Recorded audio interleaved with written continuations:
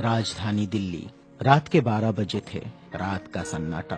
और अचानक दिल्ली, मुंबई, नागपुर में चारों ओर फोन की घंटियां बज उठी। राजभवन मौन था, संसद मौन थी, राष्ट्रपति भवन मौन था। हर कोई कश्मकश में था। शायद कोई बड़ा हादसा हुआ था। यह किसी बड़े हादसे या आपदा से कम नहीं था। कोई अचानक हमें छोड़कर चला गया था, जिसके जाने से करोड़ों लोग दुख भरे आंसुओं से विलाप कर रहे थे। देखते ही देखते मुंबई की सारी सड़कें भीड़ से भर गई। पैर रखने की भी जगह नहीं बची थी मुंबई की सड़कों पर, क्योंकि पार्थिव शरीर मुंबई लाया जाना था और अंतिम संस्कार भी मुंबई में ही होना था।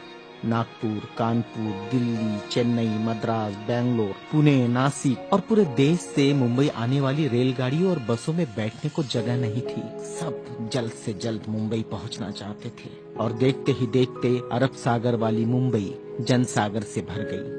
कौन था यह शख्स जिसके अंतिम दर्शन की लालसा में जन सैलाब रोते बिलखते मुंबई की ओर बढ़ रहा था?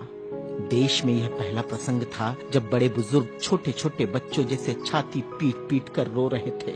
महिलाएं आक्रोश कर रही थी और कह रही थी, मेरे पिता चले गए, अब कौन है हमारा यहाँ? चंदन की चिता पर जब उसे रखा गया तो लाखों दिल रुदन से जल रहे थे। अरब सागर अपनी लहरों के साथ किनारों पर थपकता और लौट जाता, फिर थपकता, फिर लौट जाता। शायद अंतिम दर्शन के लिए वह भी जोर लगा रहा था। चिता जली और करोड़ों लोगों की आंखें बरसने लगी। किसके लिए बरस रही थी ये आंखें? कौन था इन सब का पिता? किसकी जलती चिता को देखकर जल रहे थे करोड़ों दिलों के अग्निकुंड? कौन था यह जो छोड़ गया था इनके दिलों में आंधिया? कौन था वह जिसके नाम मात्र लेने से गरज उठती थी बिजलियां? मन से मस्तिष्क तक दौड़ जाता था ऊर्जा का प्रवाह। कौन था वह शख्स जिसने छीन लिए थे खाली कासे इनके हाथों से और थमा दी थी कलम लिखने के लिए एक नया इतिहास? आंखों में बसा दिए थे नए सपने, ओठों पर सजा दिए थे नए तराने, धमनियों से प्रवाहित किया था स्वाभिमान अभिमान को, दास्यता की जंजीरें तोड़ने के लिए दिया प्रज्ञा का शस्त्र। चिता जल रही थी अरब सागर के किनारे और देश के हर गांव के किनारे में जल रहा था एक स्मशान। हर एक शख्स की आंखों में और दिल में भी, जो नहीं पहुंच सका था अरब सागर के किनारे, एक टक देख रहा था वह उसकी प्रतिमा या गांव के उस झंडे को जिसमें नीला चक्र लहरा रहा था, या बैठा था भूख प्यास भूल कर अपने समूह के साथ उस जगह जिसे वो बुद्ध विहार कहता था। क्यों गांव शहर में सारे समूह भूखे प्यासे बैठे थे उसकी चिता की आग ठंडी होने का इंतजार करते हुए। कौन सी आग थी जो वह लगाकर चला गया था? क्या विद्रोह की आग थी या थी वह संघर्ष की आग? भूखे नंगे बदनों को कपड़ों से ढकने की थी आग? असमानता की धज्जियां उड़ाकर समानता प्रस्थापित करने की आग? चवदार तालाब पर जलाई हुई आग अब बुझने का नाम नहीं ले रही थी। धू धू जलती मनुस्मृति धुएं के साथ खत्म हुई थी। क्या यह वह आग थी जो जलाकर चला गया था? वह सारे ज्ञानपीठ, स्कूल, कॉलेज मरुभूमि जैसे लग रहे थे। युवा युवतियों की कलकलाहट आज मौन थी। जिन्होंने हाथ में कलम थमाई, शिक्षा का महत्व समझाया, जीने का मकसद दिया, राष्ट्र प्रेम की ओतप्रोत भावना जगाई, वह युगंधर, वह प्रज्ञा सूर्य काल के कपाल से ढल गया था। जिस प्रज्ञा तेज ने चेहरे पर रोशनियां बखेरी थी, क्या वह अंधेरे में गुम हो रहा था? बड़ी अजीब कश्मकश थी। भारत का महान पत्रकार, अर्थशास्त्री, दूरदृष्टा क्या दृष्टि से ओझल हो जाएगा? सारे मिलों पर ऐसा लग रहा था जैसे हड़ताल चल रही हो। सुबह शाम आवाज देकर जगाने वाली धुआं भरी चिमनियां भी आज चुपचाप थी। खेतों में हल नहीं चला पाया किसान। क्यों? सारे ऑफिस, सारे कोर्ट, सारी कचहरियां सूनी हो गई, जैसे सुना हो जाता है बेटी के विदा होने के बाद बाप का आंगन। सारे खेतीहर मजदूर, किसान असमंजस में थे। ये क्या हुआ? उनके सिर का छत्र छिन गया।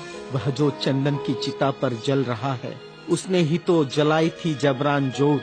मजदूर आंदोलन का वही तो था आधुनिक भारत में मसीहा। सारी मिलों पर होती थी जो हड़ताल आंदोलन अपने अधिकारों के लिए, उसकी प्रेरणा भी तो वही था जिसने मजदूरों को अपना स्वतंत्र पक्ष दिया और संविधान में लिख दी वह सभी बातें जिन्होंने किसानों, खेतीहारों, मजदूरों के जीवन में खुशियां बखेरी थी। इधर नागपुर की दीक्षा भूमि पर मातम पसरा था। लोगों की चीखें सुनाई दे रही थी, बाबा चले गए, हमारे बाबा चले गए, आधुनिक भारत का वह सपुत्र है जिसने भारत में लोकतंत्र का बीजारोपण किया था, जिसने भारत के संविधान को रचकर भारत को लोकतांत्रिक गणराज्य बनाया था, हर नागरिक को समानता, स्वतंत्रता और न्याय का अधिकार दिया था, वोट देने का अधिकार देकर देश का मालिक बनाया था।